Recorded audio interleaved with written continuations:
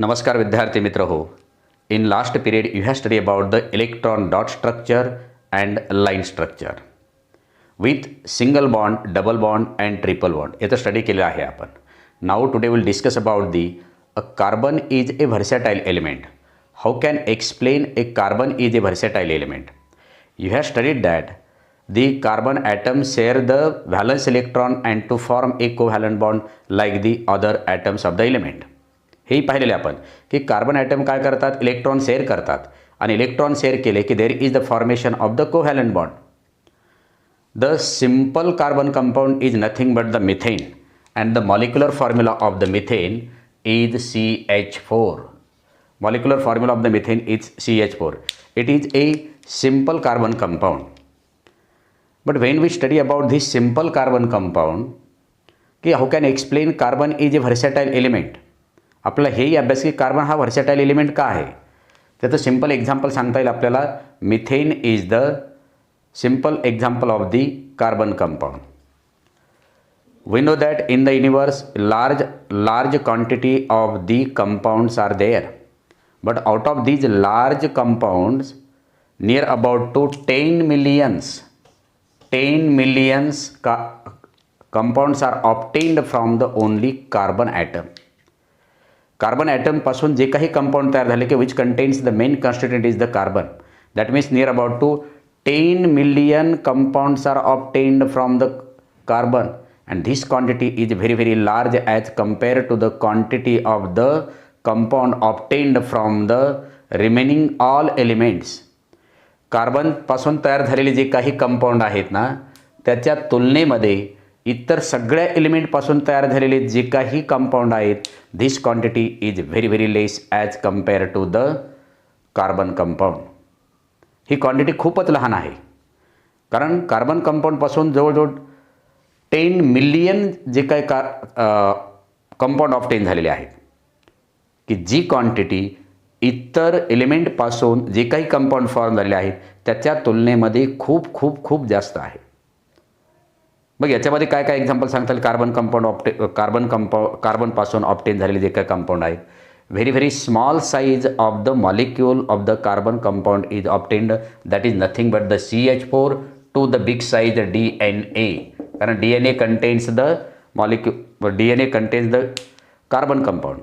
मग DNAमध्ये जर कार्बन कंपाऊंड असेल, कार्बनपासून तयार झालेला कंपाऊंड जर असेल तर the size of the DNA is very large size and small size of the carbon compound is the methane. It is very small size आणि बिग साईजचा DNA आहे.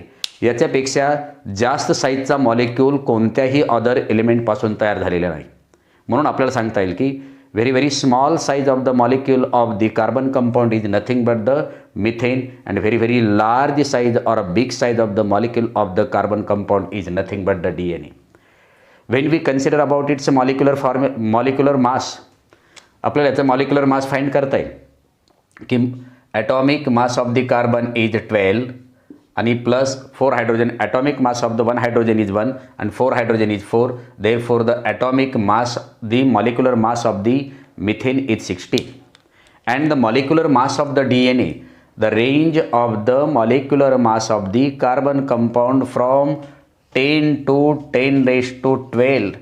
10 पासून ते 10⁻12 पर्यंत त्याचे काय आहे मॉलिक्युलर मासची रेंज आहे. अँड धिस क्वांटिटी म्हणजे नेमकं मॉलिक्युलर मासही जास्त आहे आणि त्याचे जे काय साईज ऑफ द मॉलिक्यूल आहे it is very large as compare to the molecule of the compounds which are obtained from the all other elements. मग नेमकं याच्यामागे पाठीमागं कारण काय आहे की जी कार्बन कंपाऊंड आहे या कार्बन कंपाऊंडचे जो मॉलिक्यूल आहे त्याच्या मॉलिक्यूलची साईजही खूप मोठी आहे. कार्बनपासून बनणाऱ्या कार्बन कंपाऊंडची संख्याही खूप जास्त आहे आणि त्याचं मॉलिक्युलर मास पण इतरापेक्षा जास्त आहे. मग नेमकं याच्या पाठीमागं कारण काय आहे. What is the reason behind the formation of the carbon compound having a large size molecule, large molecular mass and large quantity of the carbon compound. नेमकं याच्या पाठीमागं कारण काय आहे म्हणजे बिहाइंड इट याच्या पाठीमागं असण्याचं रिझन जे काय आहे ना त्याचं याच्या पाठीमागं नेमकं असणारं कारण जे काय which unique property behind the large quantity and large size of the molecule of the carbon compound. याच्या नेमकं पाठीमागं काय कारण आहे?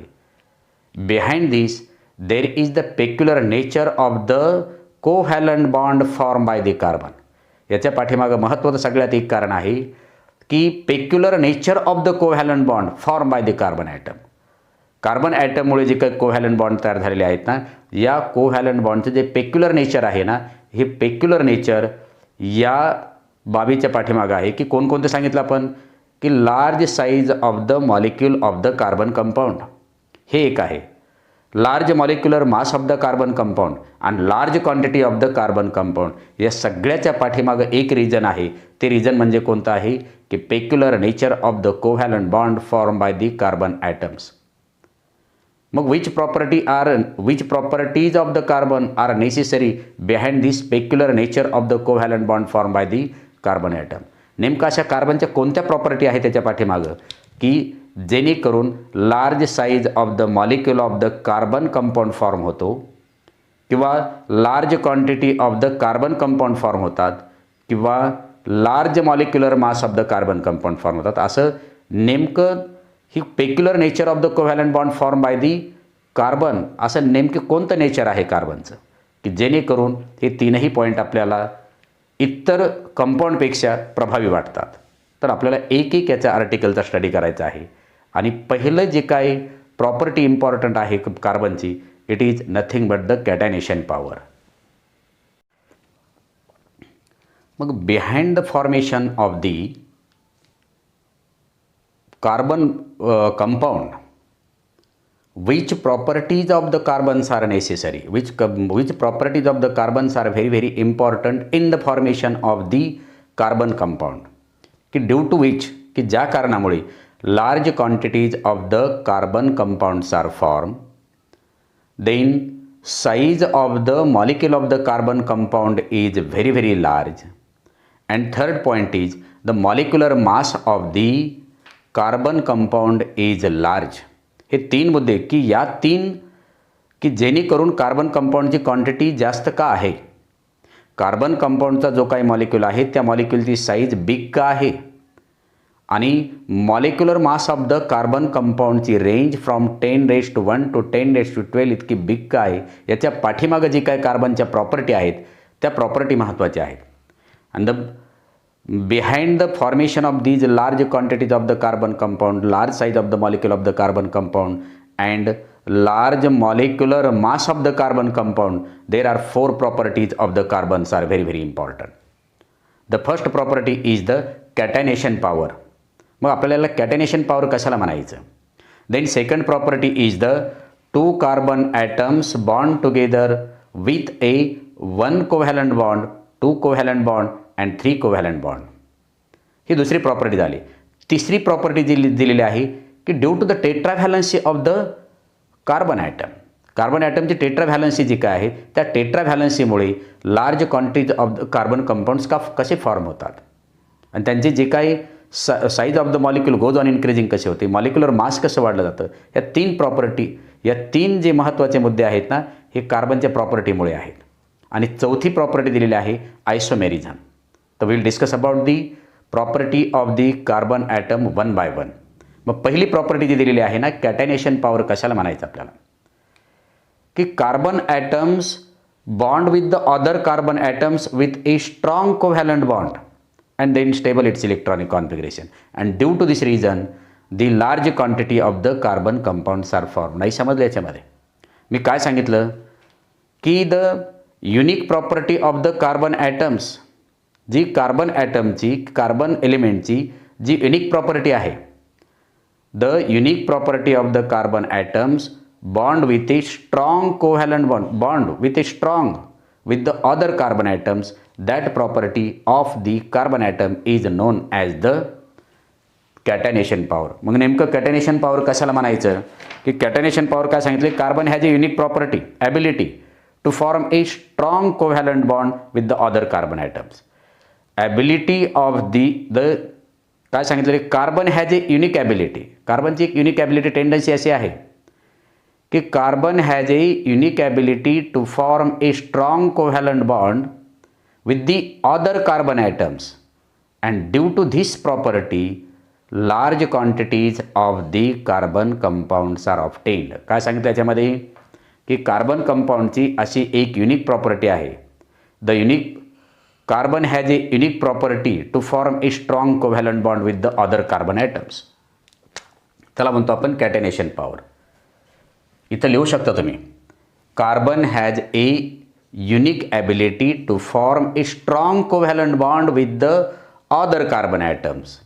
आणि मग त्यामुळे काय होतं की एक कार्बन ॲटम जो आहे हा दुसऱ्या कार्बन ॲटमबरोबर स्ट्रॉंग कोव्हॅलंट बॉन्ड फॉर्म करतो. मग असे किती, मी पहिला हा जर कार्बन ॲटम घेतला, हा दुसरा घेतला, हा जर एक घेतला तर हाही दुसऱ्याबरोबर होईल, स्ट्रॉंग कोव्हॅलंट बॉन्ड होईल, तर हाही दुसऱ्याबरोबर. म्हणजे कार्बनची अशी टेंडन्सी आहे की तो दुसऱ्या कार्बन ॲटमबरोबर काय करतो, स्ट्रॉंग कोव्हॅलंट बॉन्ड तयार करतो. आणि मग दुसरे म्हणजे असे किती, तर आपण कितीही घेऊ शकतो याच्यामध्ये. म्हणून ते सांगितले दी ॲबिलिटी और carbon has a unique ability to form a strong covalent bond with the other carbon atoms. मग ही कार्बनची जी काय टेंडन्सी आहे ना, त्या टेंडन्सीमुळे कितीतरी कार्बनचे कंपाऊंड तयार होतात. आणि अशी जी काही कार्बनची प्रॉपर्टी असेल that property is known as the catenation power. आणि या कॅटॅनेशन पॉवरमुळे काय होतं की कोणत्याही दोन कार्बनच्या ॲटममध्ये स्ट्रॉंग कोव्हॅलंट बॉन्ड तयार होतो आणि स्टेबल इलेक्ट्रॉनिक कॉन्फिगरेशन त्याचं तयार होतं. मी समजा इथं कार्बन सिंगल बॉन्ड घेतलेले आहेत, इकडे कुठंतरी बॉन्ड असतील असे. म्हणजे कार्बनची ही जी काय प्रॉपर्टी आहे ना की दुसऱ्या कार्बन ॲटमबरोबर तो स्ट्रॉंग कोव्हॅलंट बॉन्ड तयार करतो. म्हणून कार्बनचे इन्फायनाईट नंबर ऑफ द काय तयार होतात, मॉलिक्यूल तयार होतात, म्हणजे कंपाऊंड तयार होतात. मग असे किती कार्बन आहेत की ज्यांची जे काही कार्बनचे ह्या कॅटेनेशन पॉवरमुळे, कॅटेनेशन पॉवरची डेफिनेशन मी सांगितलेली त्याच्यामध्ये, the carbon has a unique ability to form a strong covalent bond with the other carbon atoms. मग नेमकं कार्बन कंपाऊंड जे काय तयार होतात, infinite number of the carbon compound जे काय तयार होतात, त्या carbon compound contains the two type of the covalent bond. मग याच्यामध्ये कोणकोणत्या फॉर्ममध्ये असतात की कार्बन कंपाऊंड जर मी घेतला, कार्बन कंपाऊंड कोणकोणत्या फॉर्ममध्ये असतात, carbon compound contains the open chain and closed chain. Open चेनच्याही फॉर्ममध्ये असतात आणि क्लोज्ड चेनच्याही फॉर्ममध्ये कार्बन ॲटम असतात. Open chain of carbon atoms. आणि याच्यामध्ये काय लिहिणार आपण, closed chain of carbon atoms. मग ओपन चेनमध्ये असे किती कार्बन एकमेकाला अटॅच झालेले असतात, बॉन्डेड झालेले असतात. Also open chain contains the two types of the carbon compound. मग याच्यामध्ये पहिलं जे काय आहे स्ट्रेट चेनमध्ये आपल्याला घेता येईल आणि दुसरं जे काय आहे ब्रँच्ड चेनमध्ये घेता येईल. ब्रँच्ड चेनच्याही फॉर्ममध्ये कार्बन कंपाऊंड असतात. क्लोज्ड चेन ऑफ द, याला आपण आणखी दुसरं नाव देऊ शकतो की रिंगच्या फॉर्ममध्ये असतील, की कार्बन कंपाऊंड एकमेकाशी स्ट्रॉंगली बॉन्डेड होतात. मग ते कोणकोणत्या फॉर्ममध्ये होतात, तर चेन फॉर्ममध्ये होतात. चेन फॉर्ममध्ये मी एक्झाम्पल घेतो याच्यामध्ये की मी याच्यामध्ये carbon atom, one carbon atom bonded with the other carbon atom असंही मला चेनच्या फॉर्ममध्ये घेता येईल. जर याचं एक्झाम्पल मी घेतलं याच्यामध्ये की समजा molecular formula of the butane is C4H10 आहे. मग तो चेनच्या फॉर्ममध्ये घेतला तर hydrogen atom combine with the hydrogen atom, इथं hydrogen carbon with single bond, carbon hydrogen single bond, you have studied it. मिथेनच्या एक्झाम्पलमध्ये आपण सांगितले. मग असे जे काही कार्बन बॉन्ड आहेत ना, हे कार्बन ॲटम एकमेकाशी strongly bonded with the carbon atom another carbon atoms. मग असंही आपलं एक्झाम्पल घेता येईल. असे किती कार्बन ॲटम घेता येईल, near about to 17 carbon atoms bonded with each other, near about to 17. मग हाच मी कार्बन कंपाऊंड जो घेतलेला आहे, ब्युटेन घेतलेला आहे की ज्याचा मॉलिक्युलर फॉर्म्युला आहे C4H10, हाच ब्युटेन मी ब्रँच्ड चेनमध्ये सुद्धा लिहू शकतो. तो ब्रँच्ड चेनमध्ये काय, carbon single bond with carbon. तर इथं मी 3 कार्बनचे सुरुवातीला लिहिणार कार्बन, इथं हायड्रोजन असेल, देन हायड्रोजन, देन हायड्रोजन, इथं hydrogen. This is the structural formula of the butane. हाही स्ट्रक्चरल फॉर्म्युला आहे, हाही स्ट्रक्चरल फॉर्म्युला आहे. दोन्ही ओपन चेनच्या फॉर्ममध्ये आहेत. पण मीच मी हा ब्युटेन जो आहे तो स्ट्रेट चेनच्याही फॉर्ममध्ये लिहू शकतो आणि ब्रँच चेनच्यामध्ये लिहू शकतो. ब्रँच चेनमध्ये लिहित असताना जो सेंटरचा कार्बन आहे त्याला मी आणखी एक कार्बन ॲटम अटॅच करून इथं हायड्रोजन, इथंही हायड्रोजन, इथंही हायड्रोजन, म्हणजे मॉलिक्युलर फॉर्म्युला याचा C4H10 आहे. पण हाच जर मी स्ट्रेट चेनमध्ये लिहिला तर असा लिहू शकतो, ब्रँच चेनमध्ये असा लिहू शकतो. लिक्विफाईड जो काय आहे हा स्ट्रेट चेनमध्ये असलेला जो ब्युटेन आहे हा लिक्विफाईड 0 डिग्री सेल्सिअसलाच होतो आणि हा ब्रँच चेनमध्ये असलेला हा -10 डिग्री सेल्सिअसला लिक्विफाईड होतो. म्हणजे या दोन्हीचाही स्ट्रक्चरल फॉर्म्युला डिफरंट आहे. मॉलिक्युलर फॉर्म्युला सेम आहे पण डिफरंट फॉर्म्युला, स्ट्रक्चरल फॉर्म्युला मात्र डिफरंट आहे. मला याच्यामध्ये आयसोमेरिझममध्ये मी एक्सप्लेन करणारच आहे. पण त्याच्या अगोदर की कॅटॅनेशन पॉवर काय आहे की ability of the carbon has a unique ability. त्याची युनिक ॲबिलिटी कार्बनची. तो काय करतो, स्ट्रॉंग कोव्हॅलंट बॉन्ड फॉर्म कोणाशी करतो, दुसऱ्या अदर कार्बन ॲटमशी. आणि मग याच्यामुळे काय होतं की हा पहिला दुसऱ्याशी करेल, दुसरा तिसऱ्याशी करेल, तिसरा चौथ्याशी करेल. म्हणजे प्रत्येक घेताना दोघांमध्येच झालेली आहे, 2-2मध्ये. म्हणजे ते एकमेकामध्ये स्ट्रॉंग कोव्हॅलंट बॉन्ड करून प्रत्येकाचं जे काही इलेक्ट्रॉनिक कॉन्फिगरेशन आहे ते स्टेबल होतं. अशी कार्बनची प्रॉपर्टी असल्यामुळे infinite number of the carbon compound तयार होतात as compare to the all other remaining element. मग क्लोज्ड चेनच्या फॉर्ममध्ये आपल्याला एक्झाम्पल घेता येईल की कार्बन ॲटम जो आहे ना असा क्लोज्ड चेनच्या फॉर्ममध्येही कंपाऊंड तयार करतो. तो केवळ स्ट्रेट आणि ब्रँचमध्येच नव्हे. तर मी समजा या ठिकाणी एक्झाम्पल घेतलं, इथं ट्रायंगलच्या फॉर्ममध्ये घेतलं, कार्बन कार्बन कार्बन हे घेतलं फॉर्ममध्ये. पण कार्बनची टेट्रा व्हॅलन्सी असल्यामुळे मला काय घेता येईल, इथं हायड्रोजन मी लिहिणार, एक हायड्रोजन, नंतर इथं हायड्रोजन असेल, परत हायड्रोजन आणि हायड्रोजन. असं ज्यावेळेस एखादा कंपाऊंड तयार झालेला असेल ना तेव्हा त्याला काय म्हणतो आपण, रिंगच्या फॉर्ममध्ये असलेला हा काय molecular formula of the propane is C3H8. C3H8 आपल्याला याच्यामध्ये दाखवता येईल. 1, 2, 3 आणि 4 C3H6 हा मॉलिक्युलर फॉर्म्युला आपण घेतला की कार्बन 1, 2, 3, 4, 5 आणि 6. मग याला काय म्हणायचं, याला म्हणायचं सायक्लोप्रोपेन असं म्हणायचं. सायक्लोप्रोपेन. प्रोपेनचा मॉलिक्युलर म्हणजे इथं C3H6 आपल्याला लिहिता येईल. म्हणजे प्रोपेन जो काय आहे तो प्रोपेन आपल्याला क्लोज्ड फॉर्ममध्ये सुद्धा लिहिता येतो. म्हणजे कार्बनमुळे असे स्ट्रेट चेन तर कंपाऊंड तयार होतातच, मॉलिक्यूल तयार होतातच, ब्रँच चेनमध्येही मॉलिक्यूल तयार होतात, प्लस रिंगमध्येही तयार होतात. आणि असे होत असल्यामुळे infinite number of the carbon compounds obtain होतात. हे एक्झाम्पल आपल्याला घेता येईल. दुसरे एक्झाम्पल घेता येईल आपल्याला सायक्लोहेक्झेनचं घेता येईल. याच्यामध्ये 1, 2, then 3, then 4, then 5 and then 6.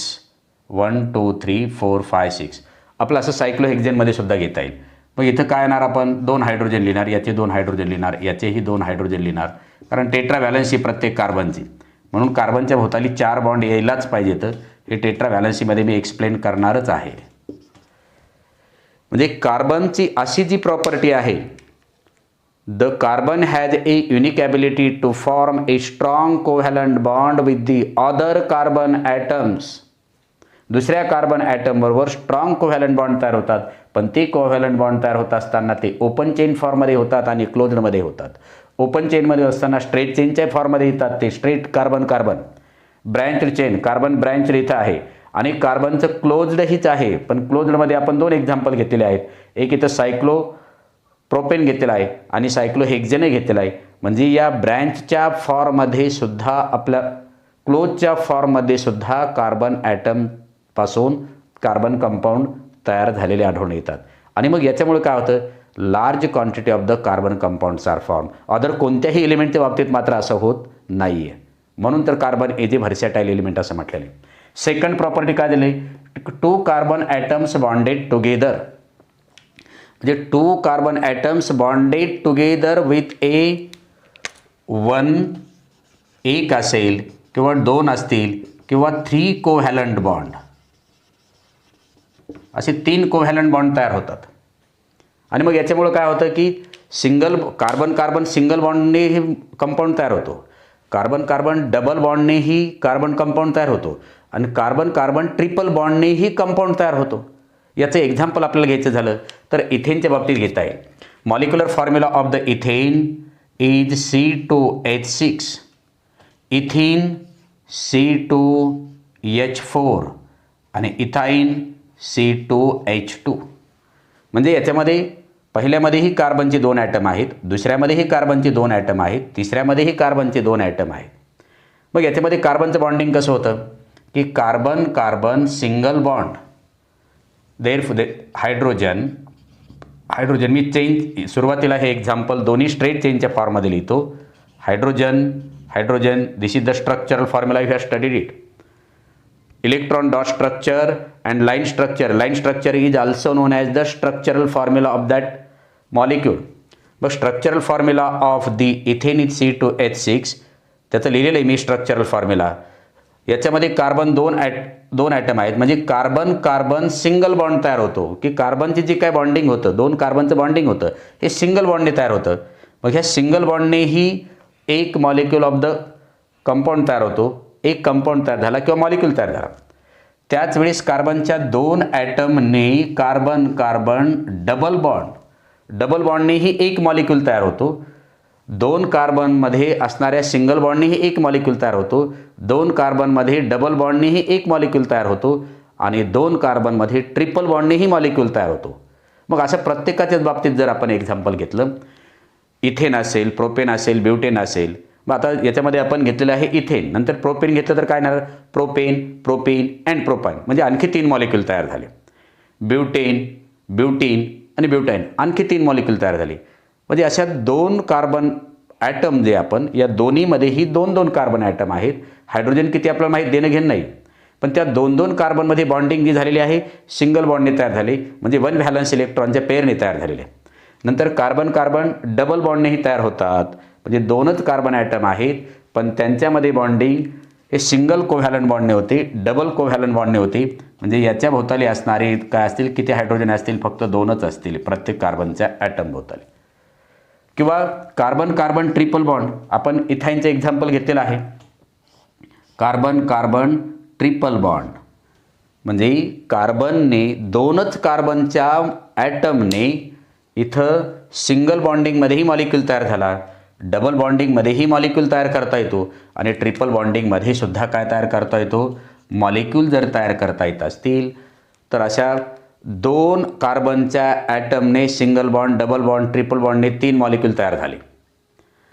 मग याच्याऐवजी जर आपण ब्युटेन घेतला तर ब्युटेन किंवा प्रोपेन घेतला, प्रोपेनमध्ये असे 3 मॉलिक्यूल, प्रोपेन प्रोपाईन, ब्युटेन ब्युटाईन, पेंटेन पेंटाईन, हेक्झाईन असे जर वेगवेगळे कंपाऊंड तयार होत असतील तर कार्बनपासून असे infinite number of the carbon compound तयार होत असतील. Due to this reason you can say that carbon is a versatile element. आणि याच कारणामुळे कार्बन इज काय म्हणतो आपण, व्हर्सॅटाईल एलिमेंट असं म्हणतो. म्हणजे ह्या 2 प्रॉपर्टी आपण पाहिल्या आहेत. पहिली कॅटेनेशन पॉवर, की carbon has a unique ability to form a strong covalent bond with the other carbon atom. त्याच्यामुळेही इन्फायनाईट नंबर ऑफ द काय तयार होतात, कंपाऊंड तयार होतात. आणि दुसरी जी प्रॉपर्टी सांगितलेली आहे की 2 carbon atoms bonded with the single covalent bond किंवा 1 covalent bond, 2 covalent bond and 3 covalent bond are respectively known as the single bond, double bond and triple bond. मग 2 कार्बन ॲटम असतील, 2 कार्बन ॲटमने असे 3 molecule तयार होतात. 3 carbon ॲटमने आणखी 3 molecule तयार होतील. 4 carbon ॲटमने आणखी 3 मॉलिक्यूल तयार होतील किंवा कंपाऊंड तयार होतील. ही क्वांटिटी वाढत असल्यामुळे कार्बनपासून infinite number of the carbon compound तयार होतात. Due to this reason you can say that carbon is a versatile element. Then next third property is the tetravalency. The third property of the carbon atom is nothing but the tetravalence of the carbon atom. Tetra means 4, की कार्बनची valency 4 असल्यामुळे one carbon atom combines with the 4 atoms of the other elements or which may be a carbon atom. की कार्बनची valency 4 असल्यामुळे carbon हा दुसऱ्या 4 item बरोबर काय होऊ शकेल, बॉन्ड होऊ शकेल. मग तो कार्बन ॲटमही असू शकेल किंवा दुसऱ्या एलिमेंटचे हे ॲटम असू शकतील. आपलं याचे एक्झाम्पल घेता येईल. आणि अशी जी प्रॉपर्टी आहे कार्बनची त्याला म्हणायचं tetra valency of the carbon atom, की कार्बनची 4 व्हॅलन्सी असल्यामुळे कार्बन काय करतो, प्रत्येक कार्बन ॲटम हा दुसऱ्या 4 ॲटमशी काय होतो, बॉन्ड होतो. मग ते 4 ॲटम जे आहेत ते अदर एलिमेंटचे असू शकतात किंवा कार्बनही असू शकतो. समजा मी या ठिकाणी घेतलेलं आहे की tetra valency of carbon, that means 1 bond, 2 bond, 3 bond and 4 bond. That means कार्बनच्या भोवताली जेवढे बॉन्ड असतील तेवढी त्याची व्हॅलन्सी. मग 4 बॉन्ड कंपल्सरी कार्बनच्या भोवताली आले पाहिजेत, म्हणून टेट्रा व्हॅलन्सी. मग याच्यामध्ये जर मी मिथेनचा कन्सिडर केला, CH4, the molecular formula of the methane is CH4. म्हणजे due to the tetra valency of the carbon, carbon bond with the 4 atoms of the hydrogen. किंवा त्याच वेळेस आपल्याला असंही घेता येईल की इथे मी कार्बन घेतलेला, इथे कार्बन घेऊ शकेल, इथेही कार्बन घेऊ शकेल, इथेही कार्बन घेऊ शकेल, इथेही कार्बन घेऊ शकेल. म्हणजे कार्बनची व्हॅलन्सी 4 असल्यामुळे. आणि कदापि you can take the another carbon ॲटमच्या बाबतीत it react with the other 3 hydrogen atoms. मला असाही एखादा मॉलिक्यूल काय करता येईल, घेता येईल की due to the 4 valency of the carbon, कार्बनची 4 व्हॅलन्सी असल्यामुळे काय होतं की every carbon atoms bond with the 4 atoms of the other elements or which may be a carbon असू शकतं त्याच्यामध्ये. आणि मग याच्यामुळे काय होतं की large quantity of the carbon compounds are form तयार होतात. म्हणजे infinite number of the carbon compound तयार होतात. याचं एक्झाम्पल दिलेलं आहे याच्यामध्ये की कार्बन ॲटम जो आहे, carbon atom bond with the 4 atoms of the other elements which having the valency monovalent. जे मोनोव्हॅलन्सी असे मोनोव्हॅलंट जे काय एलिमेंट असतील, monovalent elements are nothing but the hydrogen and chlorine. Hydrogen आणि कोणता आहे, तर क्लोरीन आहे याच्यामध्ये. The symbol of the hydrogen is H and chlorine is Cl. मग hydrogen atom, the molecular formula of the methane is CH4. Means what, carbon atoms bond with the 4 hydrogen atoms due to the tetra valency. आणि म्हणून या 4 hydrogen बरोबर तो काय होतो, bond होतो. मग मोनोव्हॅलन्सीमध्ये म्हणजे when we replace the any hydrogen atom you can take the Cl. That means what, the molecular formula is CH3Cl. म्हणजे काय होईल, इथं मिथेन क्लोराईड तयार होईल. किंवा at the place of the 2 hydrogen atom you can take the 2Cl. Means what, CH2Cl2. Again you can CH. आपण hydrogen एक remove करून त्या जागी मोनोव्हॅलन्स असलेला क्लोरीनही घेऊ शकतो, CHCl3 हा पण घेऊ शकतो आपण. किंवा आणखी हायड्रोजन रिप्लेस केला, हे दोन्ही हायड्रोजन रिप्लेस केले तर लास्टला आपण काय लिहू शकतो, हेच आपण CCl4. मग हा जो कार्बन ॲटम आहे, carbon atom bond with the 4 atoms of the other elements. मग याच्यामध्ये फर्स्ट एक्झाम्पलमध्ये की hydrogen atoms bond with the carbon atoms bond with the 4 hydrogen atom due to the tetra valency of the carbon. कार्बनच्या टेट्रा व्हॅलन्सीमुळे एक carbon item हा 4 हायड्रोजन्सशी सुद्धा बॉन्ड तयार करतो, कोव्हॅलंट बॉन्ड. किंवा एक जर हायड्रोजन आपण रिप्लेस केला तर एक कार्बन हा 3 हायड्रोजन आणि एका क्लोरीनशी सुद्धा काय होतं, बॉन्ड होतो, रिॲक्ट होतो. किंवा एक कार्बन ॲटम मोनोव्हॅलंट असलेलं 2 हायड्रोजन आणि 2 क्लोरीनशी सुद्धा काय होतं, बॉन्डिंग होतो. किंवा आणखी आपण हायड्रोजन जर रिप्लेस केला तर at the place of the hydrogen you can take the chlorine, 3rd atom of the chlorine म्हणजे CHCl3. म्हणजे due to the tetra valency of the carbon atom react with or bond with the 4 atoms of the other element or carbon. मी याच्यामध्ये हे पहिले example सांगितले. आणि मग याच्यामुळे काय होतं की इन्फायनाईट नंबर ऑफ दी किंवा large quantities of the carbon compounds are form. असे बरेचसे आपल्याला एक्झाम्पल घेता येतील की ज्यामुळे कार्बन हा मोनोव्हॅलंट असलेल्या एलिमेंटबरोबर इझिली रिॲक्ट होतो.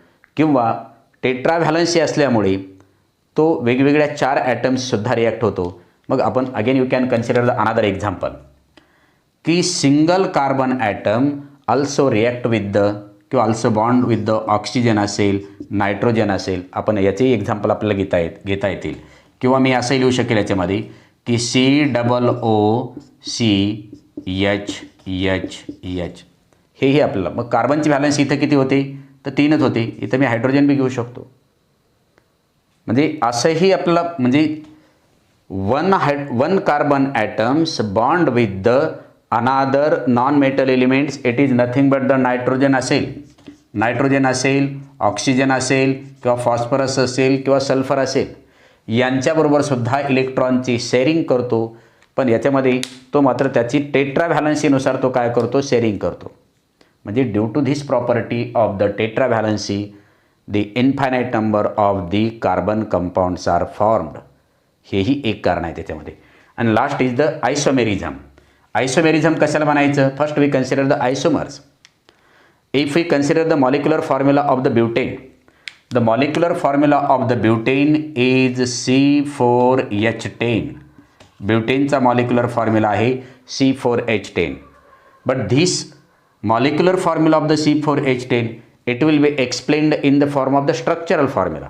याचा जर आपण स्ट्रक्चरल फॉर्म्युला पाहिला तर कार्बनचे 4 ॲटम आहेत ते चेनच्या फॉर्ममध्ये जर आपण लिहिले तर आपण असे 4 वेळा लिहू शकतो. Carbon single bond carbon single bond carbon single bond carbon, आणि या कार्बनच्या भोवताली 3 हायड्रोजन, याही कार्बनच्या भोवताली 3 हायड्रोजन.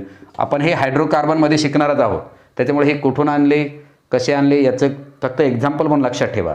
मी याचा स्ट्रक्चरल फॉर्म्युला लिहिलेला आहे ब्युटेनचा, C4H10चा हा स्ट्रक्चरल फॉर्म्युला लिहिलेला आहे. You have studied the electron dot structure and structural formula of or line structure. Line स्ट्रक्चरलाच आपण काय म्हणतो, स्ट्रक्चरल फॉर्म्युला म्हणतो. मॉलिक्युलचं जे काही इलेक्ट्रॉन डॉट स्ट्रक्चर असेल किंवा मॉलिक्युलचं जे काही लाईन स्ट्रक्चर असेल, यापैकी लाईन स्ट्रक्चरला आपण त्याचं काय म्हणतो, लाईन स्ट्रक्चरलाच आपण स्ट्रक्चरल फॉर्म्युला म्हणतो. ब्युटेनचा हा एक स्ट्रक्चरल फॉर्म्युला झाला. मी दुसराही ब्युटेनचा स्ट्रक्चरल फॉर्म्युला लिहितो की त्याच्यामध्ये 4 कार्बन ॲटम आहेत. This is the first, this is second, this is third, आणि मी इथं 1/4 दाखवलेला आहे.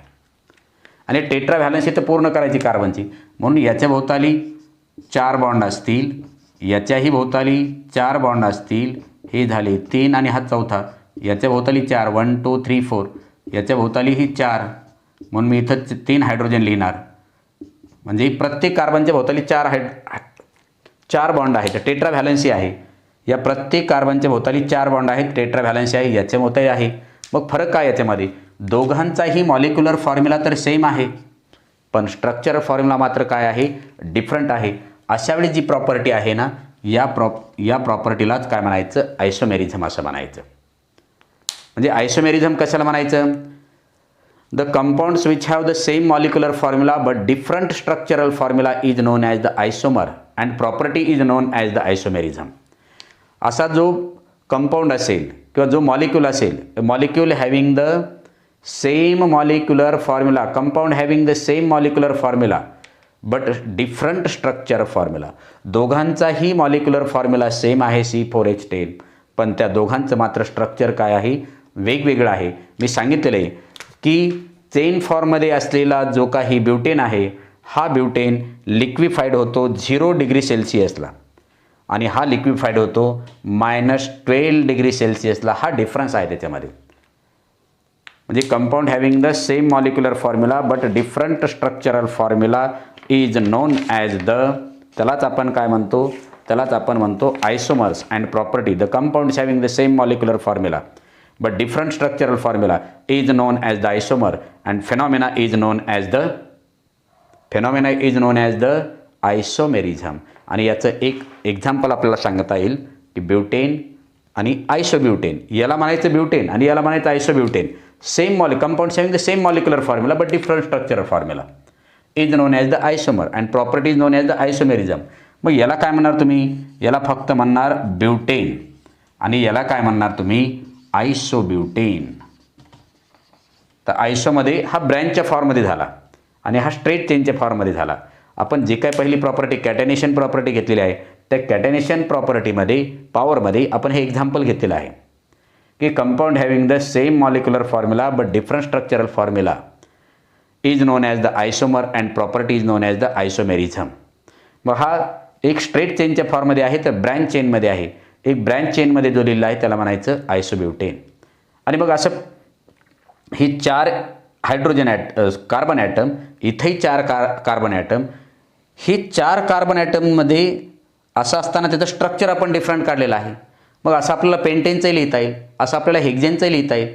म्हणजे असे जे काही 70 कार्बन ॲटम एका चेनमध्ये स्ट्रेटच्या फॉर्ममध्ये आपल्याला लिहिता येतील ना, त्या प्रत्येकाचा आपल्याला काय करता येईल, जसं आयसोब्युटेन लिहिलेलं आहे तसं आपल्याला आयसोमेरिझमनुसार त्याचं स्ट्रक्चरल फॉर्म्युला 70पर्यंत आपल्याला वेगवेगळं लिहिता येईल. आणि म्हणून जर सेम मॉलिक्युलर फॉर्म्युला असताना स्ट्रक्चर जर तोच एकच कंपाऊंड त्याचा मॉलिक्युलर फॉर्म्युला सेम असताना जर 2 डिफरंट सबस्टन्सेस दाखवत असेल तर large quantities of the carbon compounds are form. And due to these 4 properties, the large quantity of the carbon compounds are formed. The size of the molecule of the carbon compound is very very large or big. It is nothing but the DNA. DNA ची जी size आहे 10⁻12 पर्यंत जी काय size दाखवली आहे त्याच्यामुळं म्हणजे ह्या 4 प्रॉपर्टीमुळे कार्बनपासून इन्फायनाईट म्हणजे large quantities of the carbon compounds are form. केवळ कंपाऊंडची संख्या जास्त नाही तर molecular size of the molecule is very very large like the DNA. and त्याचा जो काही मॉलिक्युलर मास दिलेला आहे मॉलिक्युलर माससुद्धा या कार्बन कंपाऊंडचं लार्ज असतं केवळ या 4 प्रॉपर्टीमुळे.